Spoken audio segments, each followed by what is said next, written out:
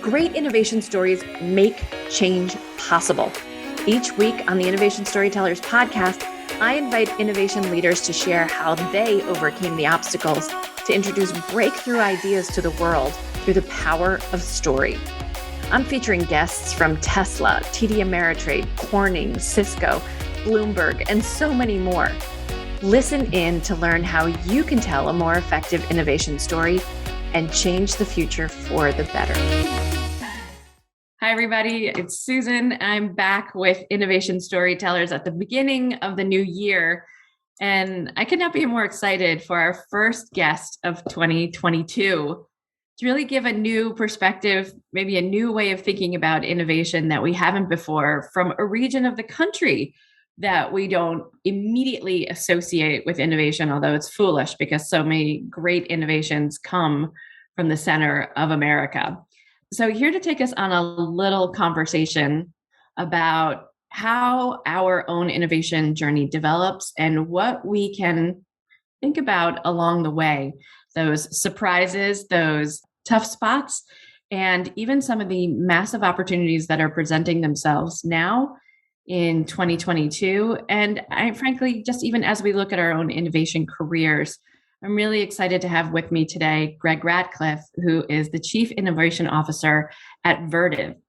And Greg, I wonder if you could just share with us your humble entry into the world of innovation started with a startup, not surprisingly, still back when you were in college.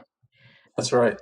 Walk us through that and tell us how you began this long, worn path to innovation.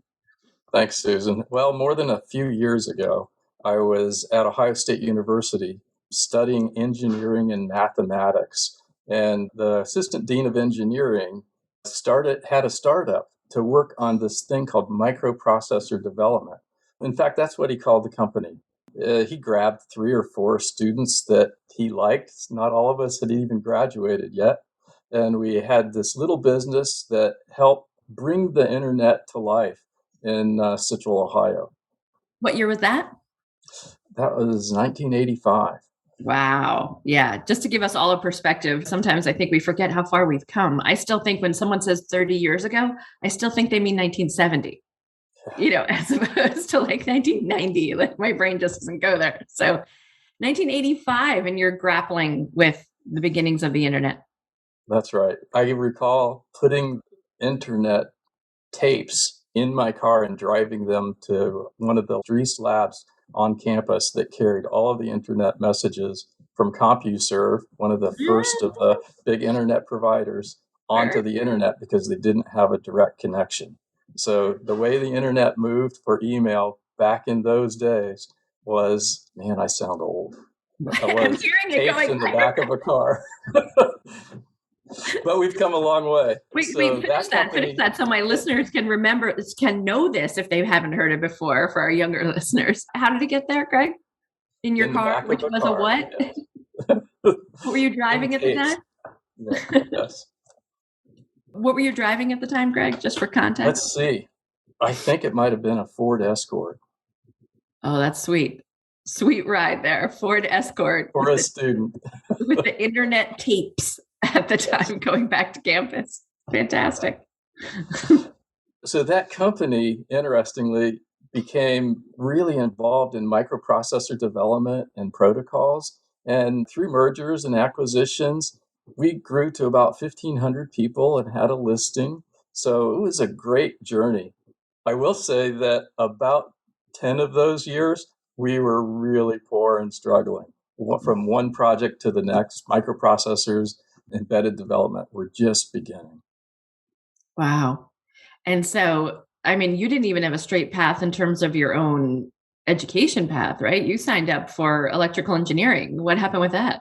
Yeah. So here I am in electrical engineering, and there wasn't much as far as embedded work that was going on. And there was a lot of opportunity for signals development. So I focused on mathematics and digital signal processing. And that gave us some avenues to do development for RF radio frequency design and controls. So large controls to control buildings and chemical storage. So the internet wasn't here yet broadly for our industry. Right. Just fascinating. And you were relating to me shortly before this that was it the dean or the head of your department who said, yeah, I don't think electrical engineering's for you. I was having so much fun doing software development with these small microprocessors that my grades were suffering. And the dean sat down with me. It was probably the saddest day of my life and said, I don't think you're cut out for engineering, Greg. Maybe you ought to go to mathematics. Serendipity, for sure, because my love of mathematics grew, and it's what drove the early part of my career, for sure. Greg, I can't imagine a more distinct path from my own in getting to engineering. I was taking 5 languages in high school to avoid taking science and math. And that was my strategy. And it was pretty freaking good until I wound up getting to college and then had to take some of those prerequisite classes. And I'm like, oh no, I thought I was done with numbers for life. But alas, they'll find you, those numbers, they will. Yeah, So, along the way, so after that listing, our company was really involved in the birth of the telecom boom. So the company had a listing, we're out on the internet, everything's great. And I recall that our HR department was reviewed on one thing weekly, just one thing, how many resumes and interviews you had last week. We were growing so fast. So the company's doubling every quarter. It was wonderful. And then the end of the telecom boom occurred. So it was struggling times again for quite a few of those companies, including ours. And that landed me at Vertiv. so what happened when you got to ERTA? Vertiv was called Emerson Network Power at the time. Right. And they primarily, in those days, were UPS systems, uninterruptible power supplies, and cooling systems for data centers, cell sites, fiber relay sites. So all that critical infrastructure that runs the internet, the universe, I was going to say, that runs the internet was in the portfolio for Emerson Network Power. That was again a wonderful ride. We grew the company. Emerson, as our parent, would bring us these companies as a present. Here's this company we found. It's similar. It contributes to what you're doing, and we decided to acquire them. Here you go. And other parts of the business that they had acquired for other reasons, they brought in and merged us together. So we became a very dominant company that was involved in the infrastructure of the internet early on. Yeah. Well, thinking about Emerson too, having a parent company like that that is actively doing these kinds of acquisitions, right? It's your job to kind of turn the Franken merger, right? Yeah. Oftentimes, like these are just appendages that get sewn on to companies. And for many companies, it's part of the innovation process is to have a very strong mergers portfolio, let's say, or an acquisition portfolio of companies. So were these startups that Emerson was acquiring, or how would you No, how would you categorize? actually not. They were large acquisitions. The largest was north of $1 billion. So these Wow. were large acquisitions where the companies saw more value to put two entities together to work collaboratively and more efficiently, of course. So, for many companies, that doesn't go very well. There are culture issues, there are tech integration issues, there are hierarchy and politics issues.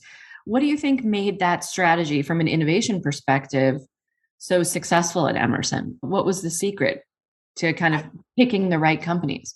Yeah, let me think about that a minute. I think one of the things about Emerson is they recognized where an acquisition could contribute to the core business rather than be incremental. One of the acquisitions was a completely different business involved in keyboard, video, mouse, and remote management. Still infrastructure, but completely independent from UPS systems and thermal systems. Another one was an acquisition related to battery monitoring and battery systems, and every UPS needs a battery. Back in those days, we didn't make batteries. We just used batteries, put them in cabinets, and designed the interfaces to them. And then so a vertically oriented acquisition really helped.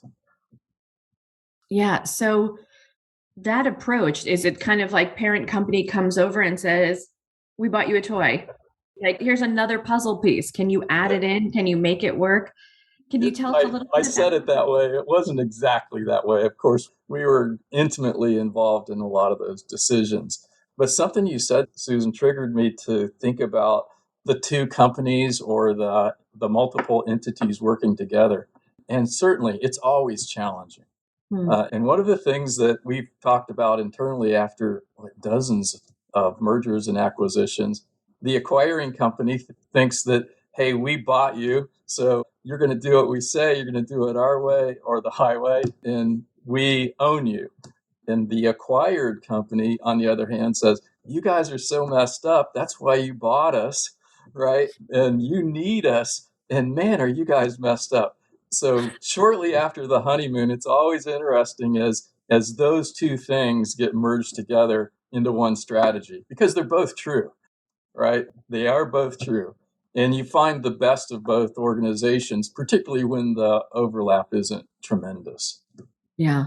That creating that product roadmap after, right? You've made this acquisition now. You're ready to begin figuring out how you're going to either ramp up production or scale that production in conjunction with what you already have. Can you talk us through a little bit about, because it's not just a mergers conversation or just an acquisition conversation, but rather the ability to innovate, to take where you are and upscale what it is that you're doing. Right. Can you give us a little understanding of, I think philosophically first, of like how those decisions get made, and then a little bit on the practical side, maybe even there's an example you could share with us about how that works. Yeah, one thing I would say is when those two entities kind of oil and water start to mix, that magic happens, particularly around the topic of innovation, because you have different backgrounds and different cultures, different approaches to solving problems, and a tremendous surge of innovation and ideas. Hey, we never had access to the shopping cart of all of the products you had, for example, as Vertiv. And now we can do this, which we always wanted to do, but being a smaller business, we couldn't do. Or on the other hand, is there's a new access to a brand new channel, a new source of customers that really need UPSs or computer room air conditioning, and through that path. So I think there's market opportunities that emerge right away. But beyond the market opportunities, it's the ideas that are born from having very dissimilar folks with different backgrounds. Our most recent acquisition is a company who was headquartered in Ireland. And so different backgrounds, different geography, different upbringing. So just the way they were thinking about things, so different. And different means magic in my world. It's not a problem. It's magic that can occur. Well, I mean, that mindset alone, right? I mean, I think about some of the clients that I've worked with who, let's say, had an acquisition experience with IBM, and you were given an Excel spreadsheet of 119 attributes and actions that needed to be taken in order to become true blue at IBM. And for those companies that got acquired by Big Blue, that process was called blue washing. And there was no question as to whether or not we were integrating your culture, your values, your technology into our world. It's, by the way, the big blue wave is about to rush over you. You're about to get blue washed. What is it like at Vertiv for, let's say, this new Irish company that you're acquiring? I think some of our culture is inherited from our Emerson days for sure. But one of the things we've talked about is, hey, we bought these guys because we like them. Let's not mess them up. So not quite hands off, but let's not mess them up in the first year and let them keep performing as well as they have and help them out. So at least in our culture, it's one of not completely hands off, but slow integration. Of course, as soon as we can, I am sure our financial systems will be aligned. That's necessary so Step that we can one. report. But engineering and development, we haven't even begun those meetings where we talk about roadmaps together at the tactical point. But tactical projects and working together, I'm anxious for that, which should be happening this year. So let's take one more step down innovation storytelling journey, that path.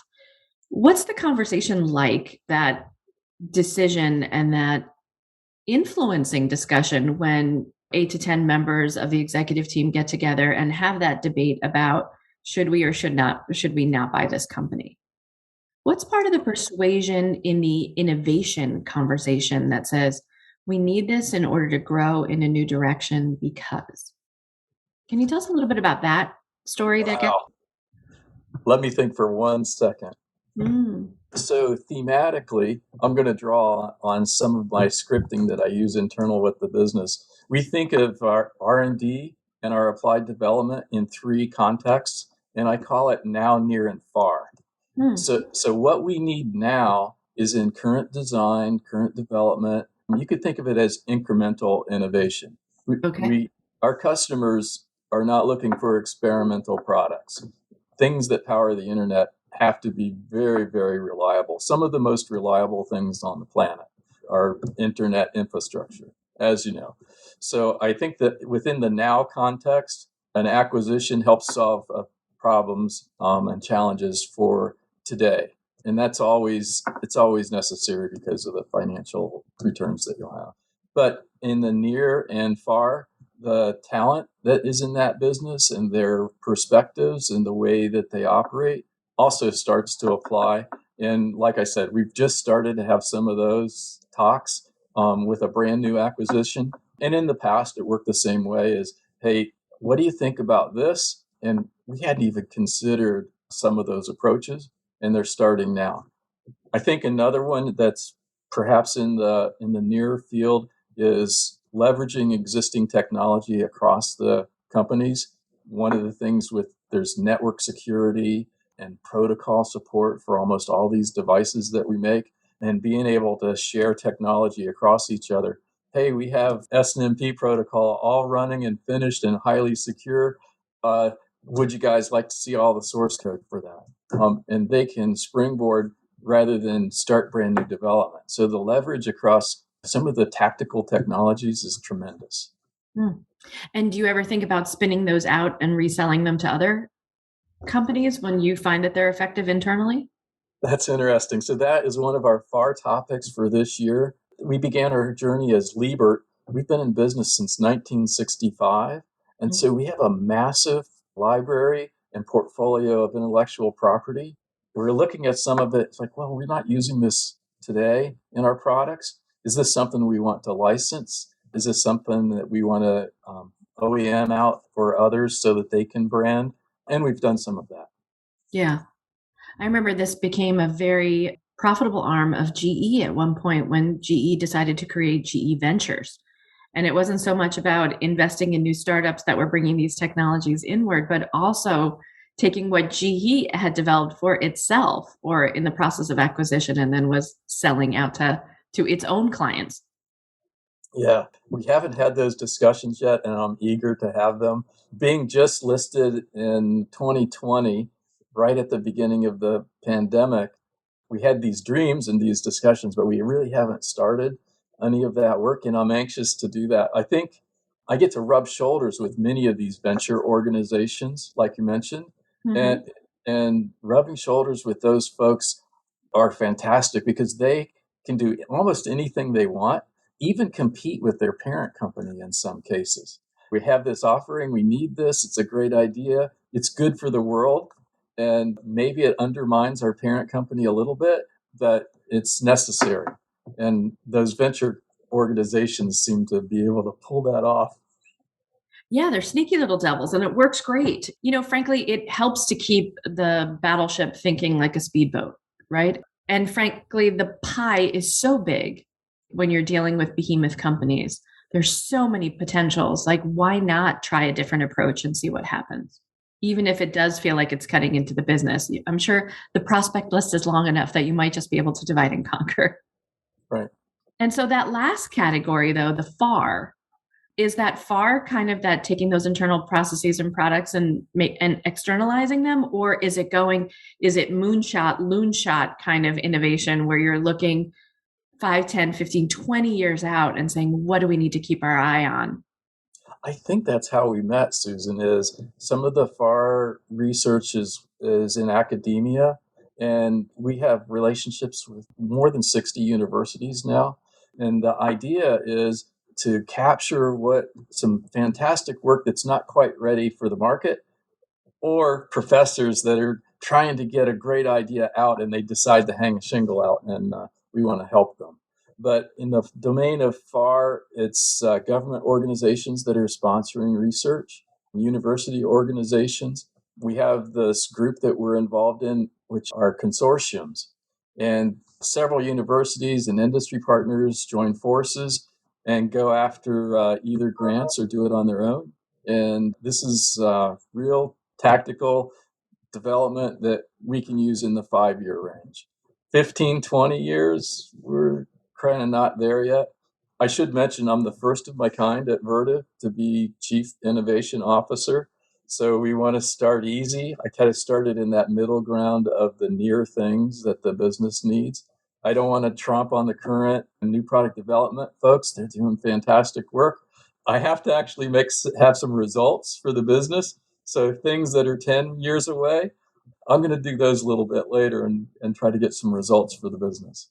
Yeah. So do you find, as this person with this new title, right, come lots of implications, right? People read into it. Do you just put a crystal ball on your desk, or how is this going to work, Greg? People are going to be like, okay, let's see it. What's the next new thing, Greg? We're counting on you. Just that. I heard you talk about new product development, but where do you see your role in fitting in with that? Because I think so many of our audience members are chief innovation officers themselves, some newer. I mean, this title in the span of corporate America is frankly quite new. Many companies have had an innovation mindset since their founding 100 years ago, 150 years ago. And yet the title and expectation, I imagine it's been pumped up quite high since our friends in Silicon Valley and in Silicon Alley here in New York and in Boston have elevated those positions. Right. I'll tell you one thing that I did last year, about this time last year, I had a decision. Do we want to build the innovation office and kind of build an empire of folks that just think about innovation all day long? And I was worried a little bit that they would start to lose their touch with our customers, with our development teams, with our salespeople, and become a little bit disconnected from the needs of the business. So instead, I created this role called Technology Scout. It's a part-time job.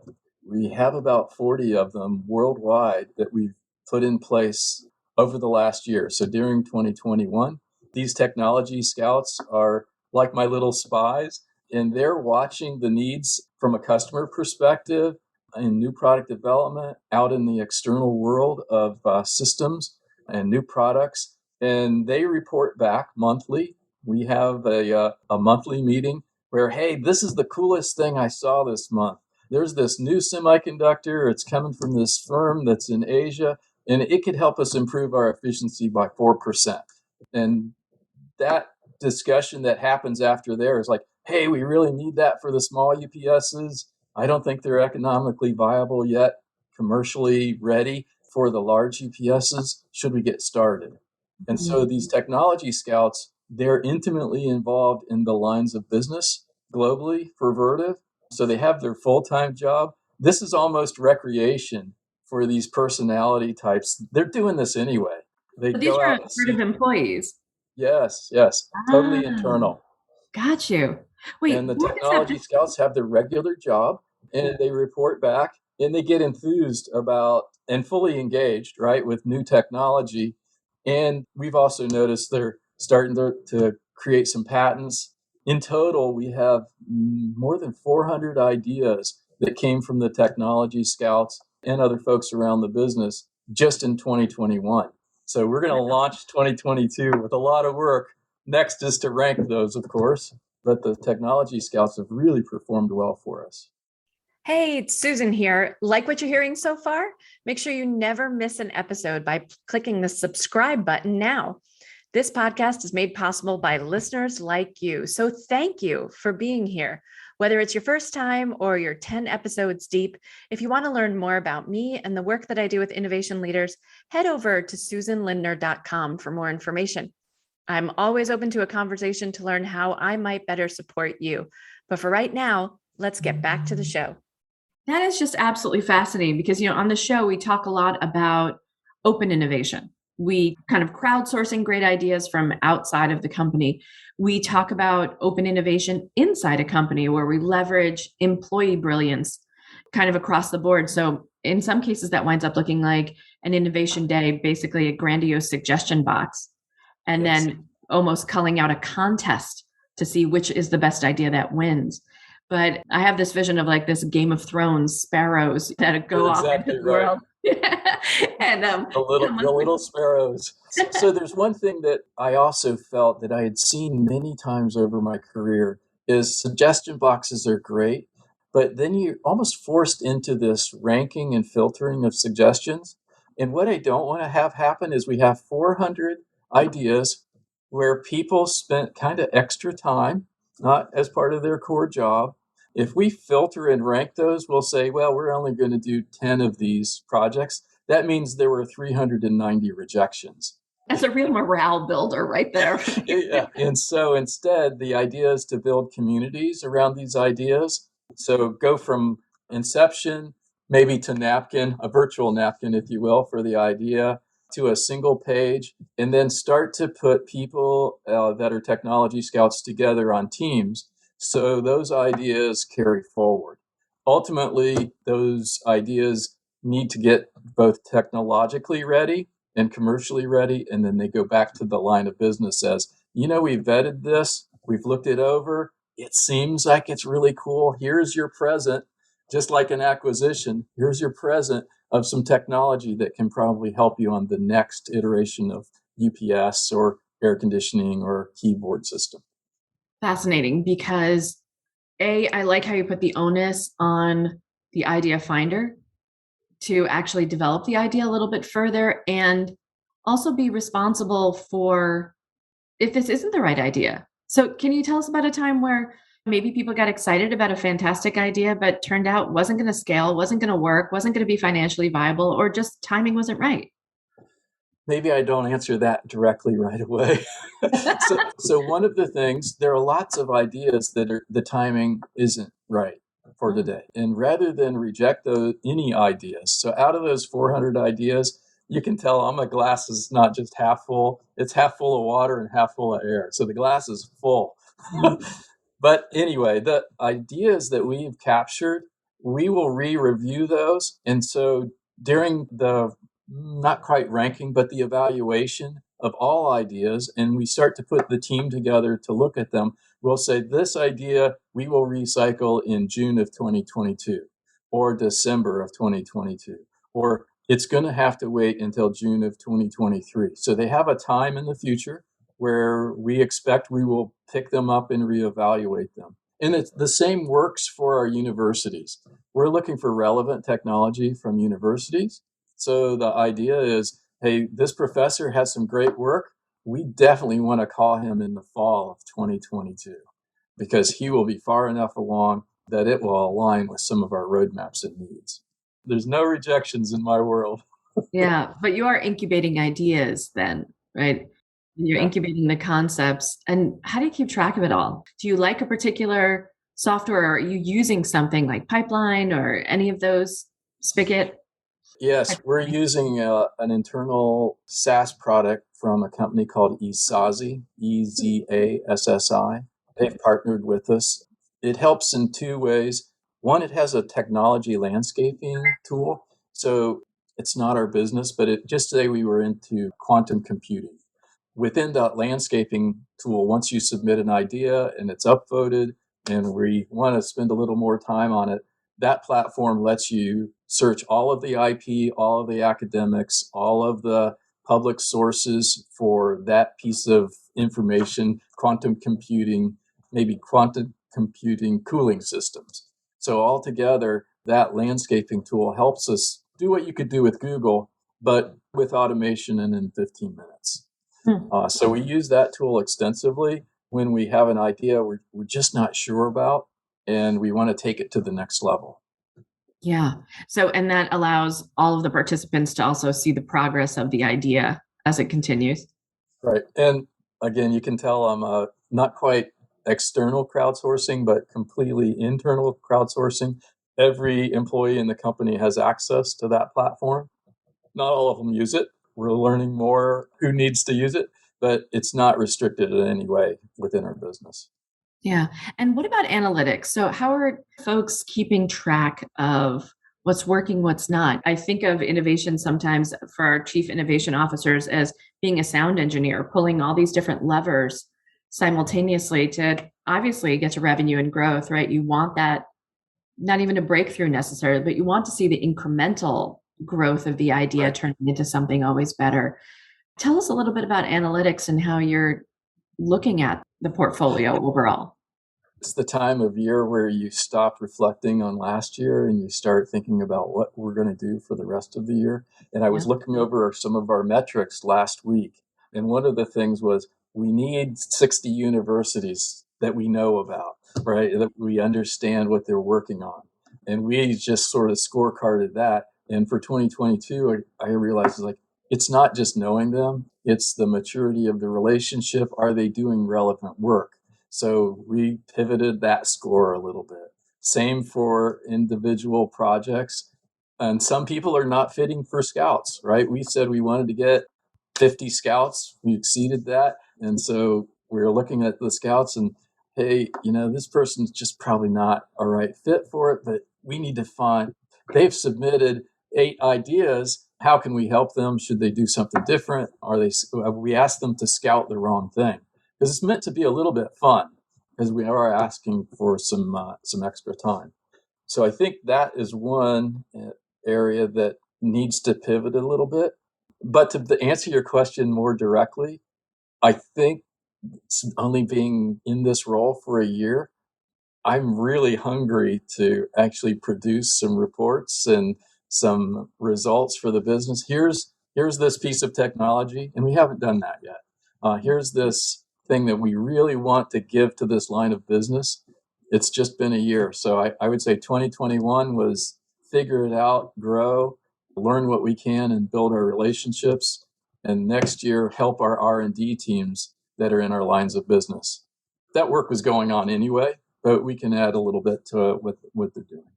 Yeah. So if you think about this, right, in a 2022 year, you're also in a new role, right? New growth expected.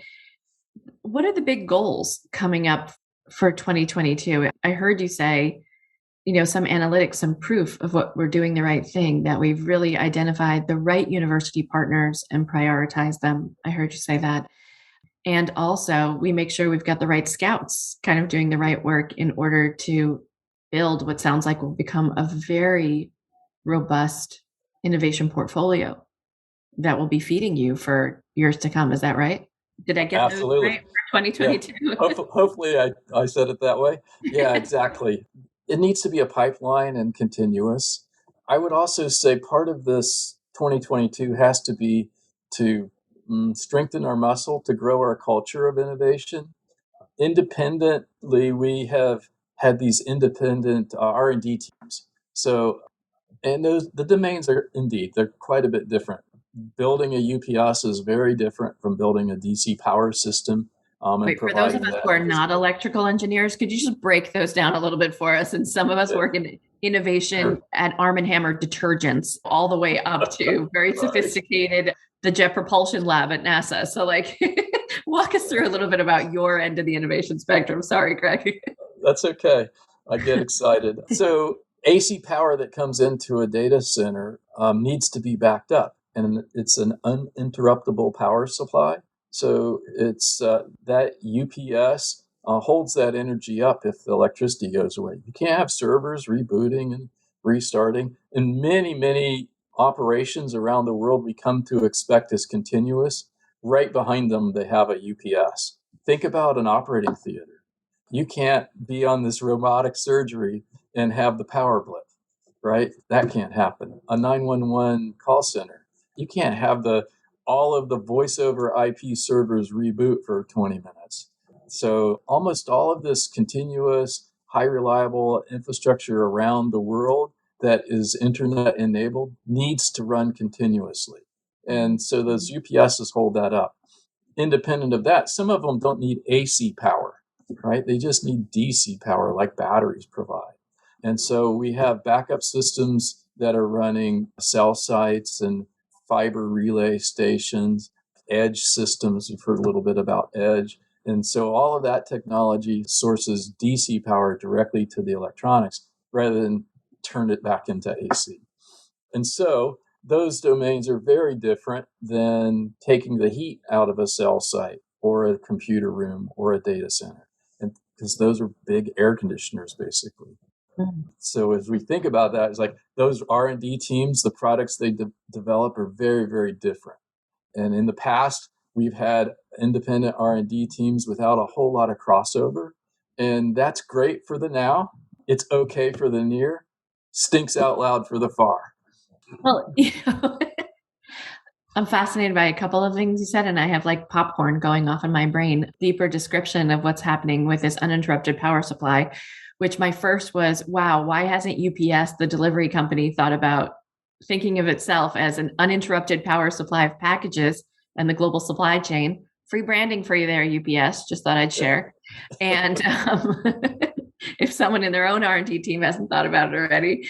But the other thing that strikes me is the possibility in the whole Bitcoin and, the mining movement around crypto that is also seeking uninterrupted power supplies in order to power this blockchain movement, this blockchain economy that's being created. I mean, there are whole countries that are hopping on to cryptocurrency as part of its national currency at this point. It requires a lot of mining, a lot of electrical support, and uninterrupted power supplies as well. That's right. Data centers and computer rooms of all kinds generally need UPS systems just behind those servers. It's a complex power distribution, not unlike the grid. The US grid and the global grids, the complexity is massive. And just behind the walls of a big data center is pretty complex too. I can only imagine. So, the other thing that you mentioned was creating a culture of innovation, which we talk a lot about on the show. And I love this idea of sparrows as kind of like your first line of creating an innovation movement. Yeah, I spoke with a product manager at Spotify, and I said, I'd love to be put in touch with your innovation team. And he said, what's that? And I said, someone who's thinking 5, 10, 15 years out about products and what's coming next. And he said, that's the job of every product manager at Spotify. I don't understand why those two things would be separate. And I said, you're a very young company with far fewer employees than some of the other folks that we talk to. And yet there is something about a mindset that says, if I'm a product owner, I'm not only responsible for my baby, but I'm also responsible for its future. And so do you think that mindset also exists at Vertiv? Yes, I think first was asked to do this. I started grabbing a whole bunch of literature and articles from academia, and that was one of the things that stood out is it's continuous. There's a pipeline, but I think something has to happen within the culture of a business because you have the urgent that you have to handle. You have to take care of the business today or you won't have tomorrow. It's self-evident, and yet sometimes we get so wrapped up in the innovation we forget we have to take care of the today if we want the tomorrow, the innovation that we're working on. Yeah.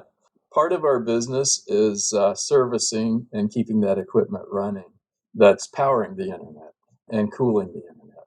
And I bring it up because it's almost the same thing. Is you could focus on delivering products that are transactional that you're going to provide to your customers. But if you don't prepare them so that they can be maintained and serviced, you're not going to sell in the future at all. And if you aren't careful and you start to just blend your service and your design and your development all together, pretty soon all those resources are not focused on the near and the far. They're just focused on the now. And you might have a bifurcated business that just responds to failures and alarms and brings back brand new product and doesn't help customers in the middle that are trying to operate before failure. Oh. So I think it's the same for innovation. It feels like you have to have a separation of people that are thinking way down the road and providing a pipeline to people that are thinking for today. Many would include in that description you just gave of innovation culture and creating it, right? Thinking about that today and that tomorrow is also the big gulch of failure in between. And it happens to all of us. You can't innovate without it, right? You are going to place a bet on something, and for whatever host of reasons, it's going to tank or it's not going to give you the outcome that you're looking for. Many would say that the mark of a great innovation culture is this resilience, is the ability to absorb that and say, yeah, and let's move on. Yeah, and what did we learn? Is that part of your thinking in this new role as Chief Innovation Officer at Vertiv, is cultivating a resilience for failure? Not just a tolerance for it, but an acceptance of it as a part of that. Susan, we were talking about venture organizations that are separate from their businesses. I think one of the things they bring to their organizations are not just permission, but immunity from failure, right? They take this sort of this VC approach of, we're going to have a few home runs, some big, great results that are going to be fantastic. But to get there, we're going to have to swing a little bit. We're going to have a few failures. We're going to have a couple problems. But in the end, we'll do something that is very disruptive and beneficial for the business or the world, like I said before. I think I lost my thought where I was going. Sorry. Yeah, we're just thinking about failure and creating a culture that's resilient to the failure. I mean, VCs, number one, they're playing with other people's money typically, right? But it's embarrassing to have a failure. And yet the promise is we're going to make the next best bet. Yeah, you drug it back out of me. Thank you. So an article I recently read, it spoke about how innovation in different countries and the scorecard for 2020, I think, of the most innovative countries in the world. And this author tied it back to the freedom, but also freedom and independence of failure within the businesses. And I thought it was interesting, the level of political freedom in a country tracks statistically with how innovative it is. The level of freedom for failure, maybe tolerance and permission is a better word, within businesses also shows their innovative capabilities or potential. And that was an interesting draw between freedom as an element that helps promote innovation. And I'd never heard it put that way. Yeah. And correct me if I'm wrong, but the United States was not at the top of that list. Number 3. Yeah. Was it Sweden or Norway that was at the top of that? I think so. And they've been passing back and forth. And I think this was the first year Sweden was on top, as I recall, or this year. I think I might have posted that on my LinkedIn now that I'm thinking about it. Yeah, freedom and innovation, a country and state level analysis, that back and forth. And I think it's a very trackable kind of thing now. It's fascinating, as political winds change. I'm very curious how that barometer will shift over time too. Well, right. We're coming to the end of our time together, and our show always ends with giving you a couple of hot seat questions.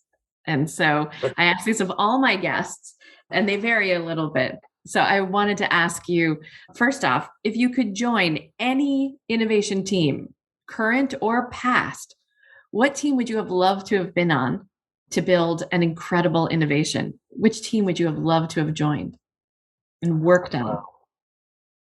I was watching a couple of videos from Steve Jobs, of course, everybody would say that. But I think the early days of Hewlett-Packard would be interesting, that they were doing both computers and instruments, and you needed to do both in those days. So you said one, probably HP back in the day. These are the guys who got started trying out like fitness machines to figure out trying to figure out what they were going to innovate next. The ones where you wrap like the Jack LaLanne, the big band around you, and it shakes your fat to see if it'll come off. True garage company too. Exactly. I lived in a garage for a long time. That's right. I think why I like that one because, as I mentioned before, our startup, we went through about a decade of struggling. We're doing great work. This is going to hit. We're going to be fine. Sorry, we're out of money. Let's see if we can go drum up some more business. Yeah, that's the Christmas party every year. We're this close. All right, so that's question number 1. Question number 2 is your opinion, one of the top 3 in your mind, innovations of all time. I'm looking at my iPhone, but you always get that one. I So do. why don't I dig a little bit? I think I'm a pilot, and I think the airplane has to be up there. I mean, those guys building bicycles, and the Wright brothers transitioned from building bicycles to basically building an aerodynamic laboratory to prove out whether wings and propellers will work. They took a science-based approach and then went and did it. So I think it's going to have to be the airplane for me. Okay. So looking forward, if there's what is a day-to-day malady, a day-to-day annoyance that you wish somebody would invent something for to You said a couple hot seat questions, by the way. Let's see. Yeah, that's my last one. It's got to be effectively managing my inbox. Oh, why is that such a bear? Nobody came to us when we had a mail room. There was a guy sorting stuff, right? There was someone determining urgent versus later. And I've swung both ways. I have 1,000 messages in my inbox I got to keep this thing clean today. In the middle is probably what works best, but I don't know. Having a tool would really help. Yeah. And I'm sure you're going to get a lot of phone calls on that, Greg. I have an inbox cleaner tour. You'll be well aware. Well, Greg, this has been amazing. And, I didn't even get to the part about asking you about innovating in the Midwest and all. I know that you're creating a mastermind group or a networking group of other innovators. If people want to get in touch with you about innovation in the Midwest at Vertiv, what's the best way for people to reach out to you, Greg? Innovation@vertiv.com. We have our group has an inbox. We'll even take ideas from anybody. So not just your sparrows. Right. Fantastic. Okay. So innovation@vertiv.com is wonderful. And I'm sure people can find you on LinkedIn as well. And of course, we'll put all that in the show notes. Thank you so much for joining me today, Greg. Susan, it was a great pleasure. And thanks for making me think about things I hadn't thought about. It's like HP. That would be neat. Yeah, I would love to have a beer with Hewlett and Packard. I'm sure they would have a lot to share. Thank you so much, Greg. I really appreciate it. You're welcome, Susan. Have a great day. You too.